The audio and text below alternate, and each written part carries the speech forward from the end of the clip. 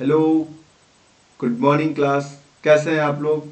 चलिए आज के इस क्लास में हमको देखना है, यहाँ पे पहले हम लोग इसके बारे में देखेंगे कि यहाँ पे क्या है आपका इलेक्ट्रिक डाइपोल यानी कि वैद्युत द्विध्रुव तथा वैद्युत द्विध्रुव आघूर्ण के बारे में जाने, यानी वैद्युत द्विध्रुव किसे कहते हैं और वैद्युत द्विध्रुव आघूर्ण क्या होता है। ठीक है, तो हम यहाँ पे क्या ले सकते हैं जी, वैद्युत द्विध्रुव किसे कहा जाता है, यानी कि सबसे पहले हम यहाँ पे क्या करेंगे, इलेक्ट्रिक डाइपोल के बारे में जाने कि इलेक्ट्रिक डाइपोल किसे कहते हैं, वैद्युत द्विध्रुव। यानी कि वैद्युत द्विध्रुव एक ऐसा निकाय होता है जिसमें दो बराबर परंतु विपरीत चिन्ह वाले आवेश एक दूसरे से अल्प दूरी पर रख के बनाए जाते हैं। जैसे हम लोग यहाँ पे बात करें कि हमारे पास क्या हो, दो बराबर है आवेश, आवेशों की जो मात्रा है वो क्या है, बराबर है, लेकिन उसके चिन्ह क्या है, विपरीत है। मानते यहाँ पे आपका क्या है, माइनस क्यू आवेश है और यहाँ पे क्या हो गया जी, प्लस क्यू हो गया। दोनों की जो मात्रा है बराबर, लेकिन चिन्ह क्या है, विपरीत है।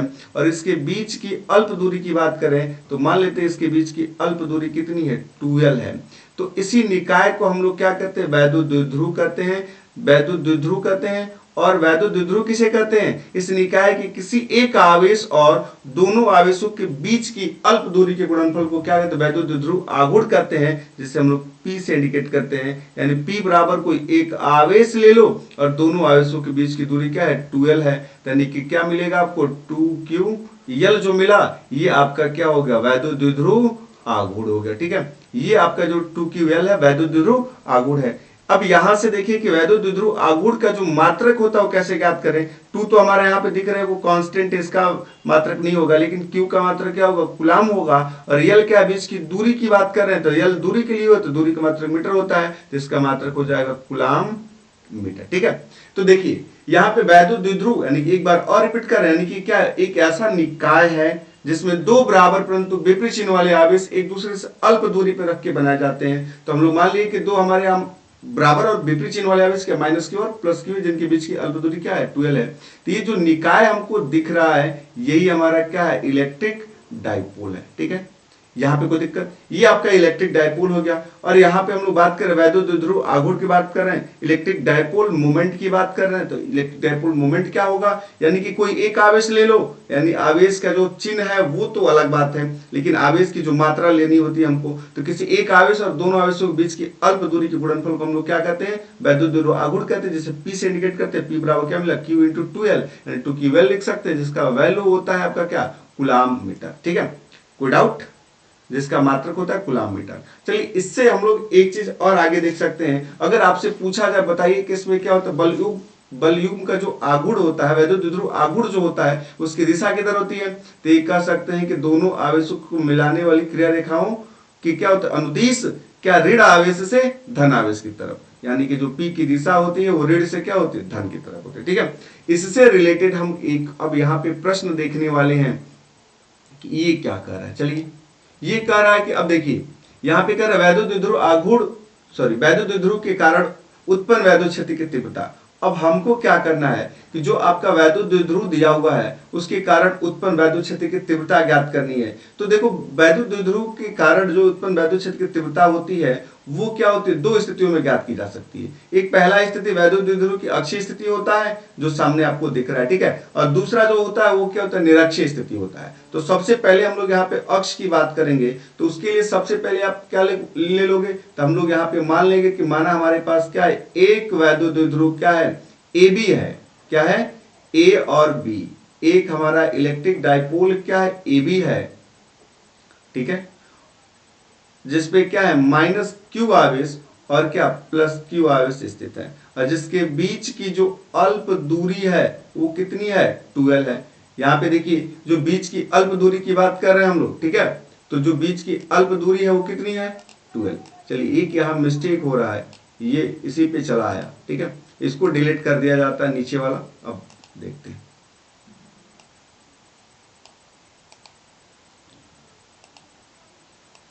चलिए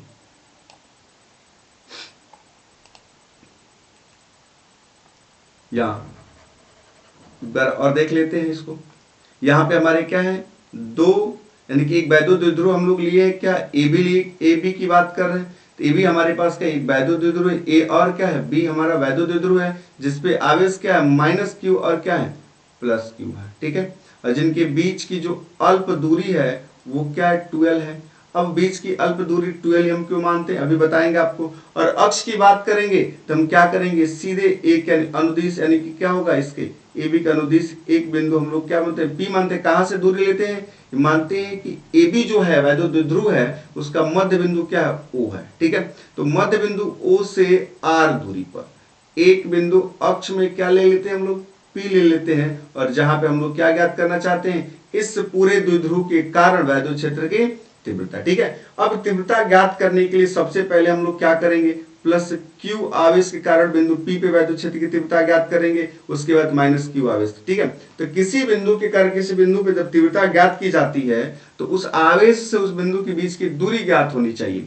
तो हम यहाँ देख रहे हैं कि मध्य बिंदु से यहाँ तक का जो दूरी है वो क्या है आपका आर है। लेकिन हम जानते हैं कि इलेक्ट्रिक डाइपोल के बीच की जो दूरी होती है वो 12 है, अल्प दूरी। जब मध्य बिंदु ओ है तो यहां से यहां तक का दूरी डिवाइड हो जाएगा, यानी कि ये वाला जो दूरी होगा यहां से लेकर यहां तक का वो आपको यल मिलेगा, और इधर वाला भी जो दूरी होगा वो भी आपको क्या मिलेगा, यल मिलेगा। ठीक है, तो अब यहां से देखें यानी कि बिंदु बी से पी की जो दूरी होगी वो कितनी होगी, ये बिंदु हमारा पी हो गया तो इसकी दूरी कितनी होगी। अब देखो यहाँ ओ से, ये वो पॉइंट है, ओ से हमारे पास क्या है, यहां तक की जो दूरी ये ओ है, और यहाँ पे क्या पी है, यहां तक की दूरी आर है। ठीक है, अब यहां से ओ से बी तक की दूरी कितनी, एल है, और हमको यहां से दूरी ज्ञात करनी है बी से, यानी कि हम आर में से एल घटा देते हो जाएगा आर माइनस एल, ये दूरी हो जाएगा बी से, यानी प्लस क्यू आवेश से बिंदु पी के बीच की दूरी होगी। ठीक है, उसी तरीके से अगर हम क्या माइनस क्यू से बिंदु पी की दूरी ज्ञात करना चाहें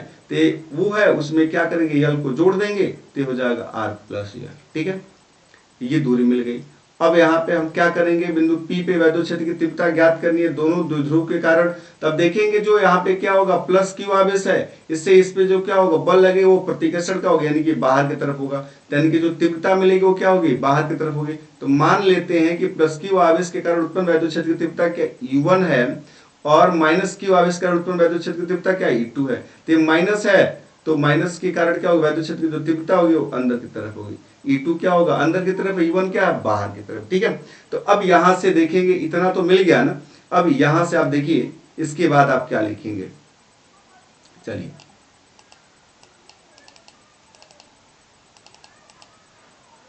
ठीक है, अब चलो अब यहां से क्या लिखेंगे, प्लस क्यू आवेश के कारण बिंदु पी पे वैद्युत क्षेत्र की तीव्रता। अब यहां पे लिख दें, ये हो जाएगा प्लस क्यू आवेश के कारण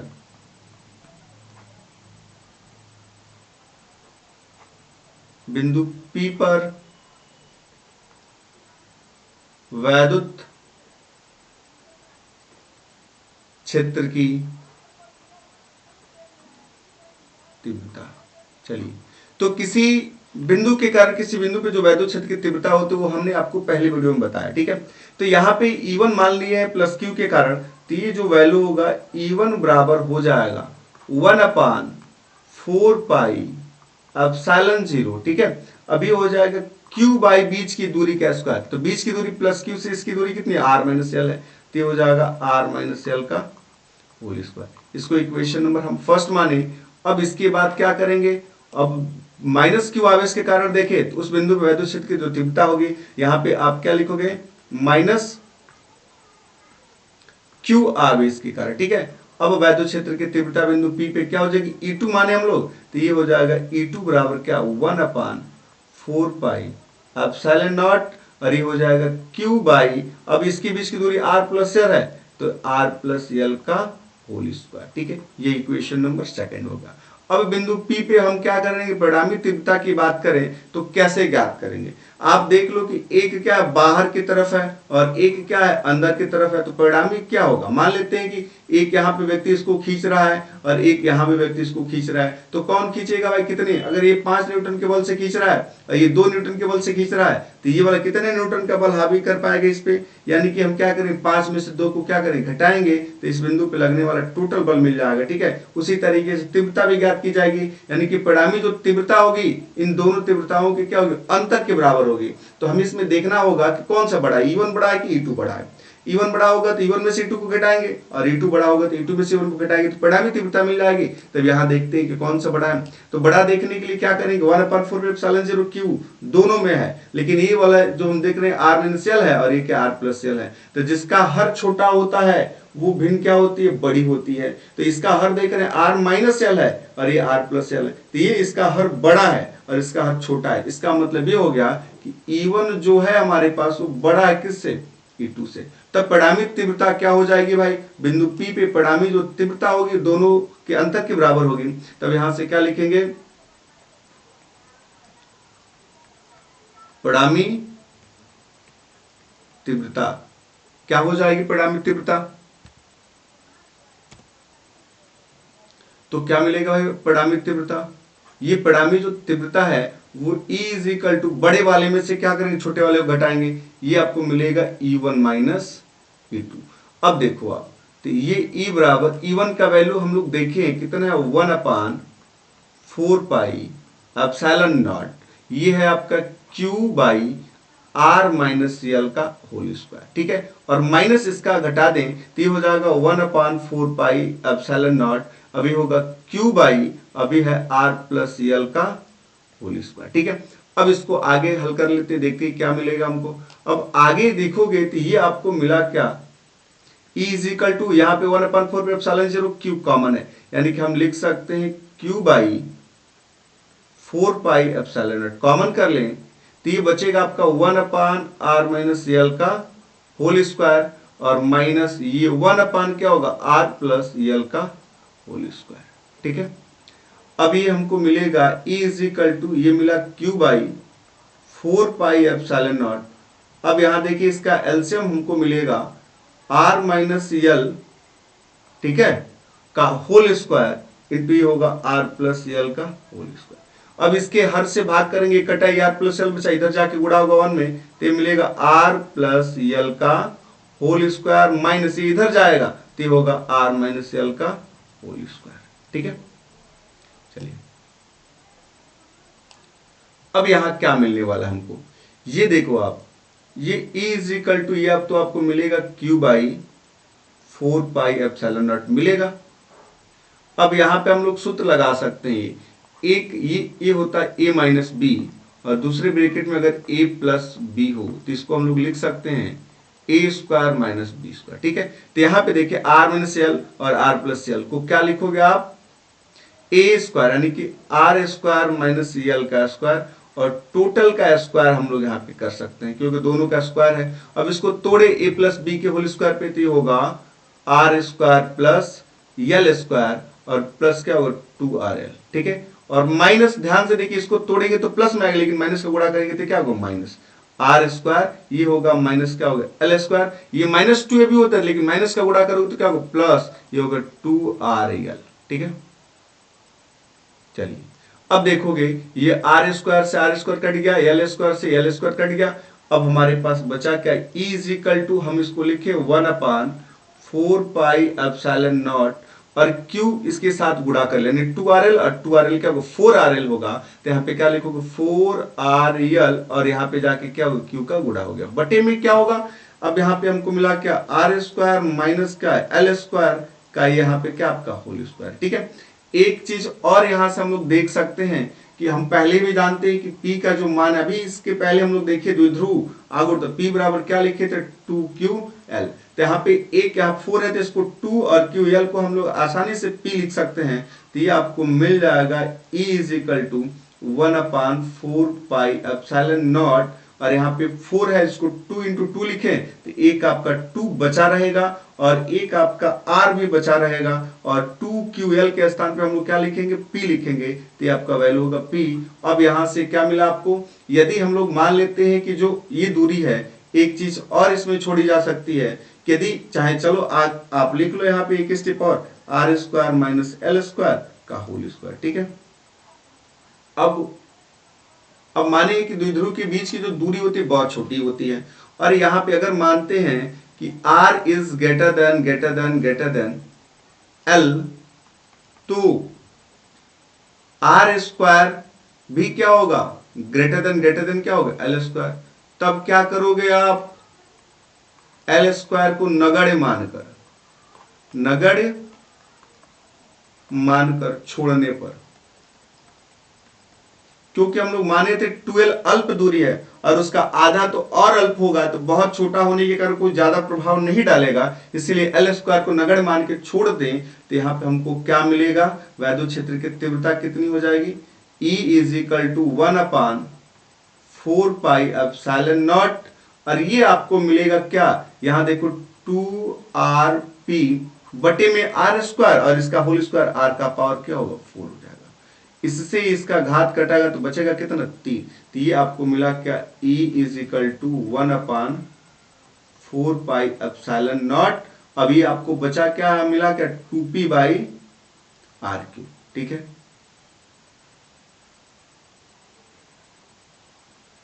यही हमारा क्या है, वैद्युत क्षेत्र की तीव्रता का सूत्र हो गया। किसी देखो वैद्युत द्विध्रुव के कारण अक्ष वैद्युत क्षेत्र की तीव्रता का सूत्र है और वैद्युत क्षेत्र की तीव्रता का सूत्र है, और इसका मात्रक आपको हमने बताया था E = आपको मिलता है F/q, इससे मात्रक इसका हो जाता है न्यूटन पर कूलाम, यानी इसका भी मात्रक क्या होगा, न्यूटन पर क्या होगा, कूलाम ही होगा, ठीक है।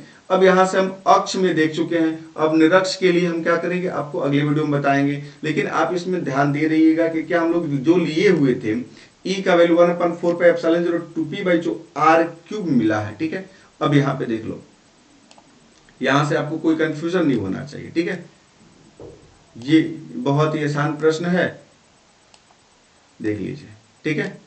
तो बिंदु यानी कि पूरे द्विध्रुव यानी कि जो पूरे निकाय की बात कर रहे हैं, यानी पूरा निकाय हमारा ए बी है, इसके कारण क्या होगा, बिंदु P पे जो वैद्युत क्षेत्र की तीव्रता मिली है 1/4πε0 2p बाई क्या मिला आपको r³ मिला, ठीक है। कोई कंफ्यूजन, यहाँ तक आप इसको हल करो, देखो अगर इससे कोई भी कंफ्यूजन क्रिएट होता है तो आप हमें कमेंट करो और पूछो, ठीक है।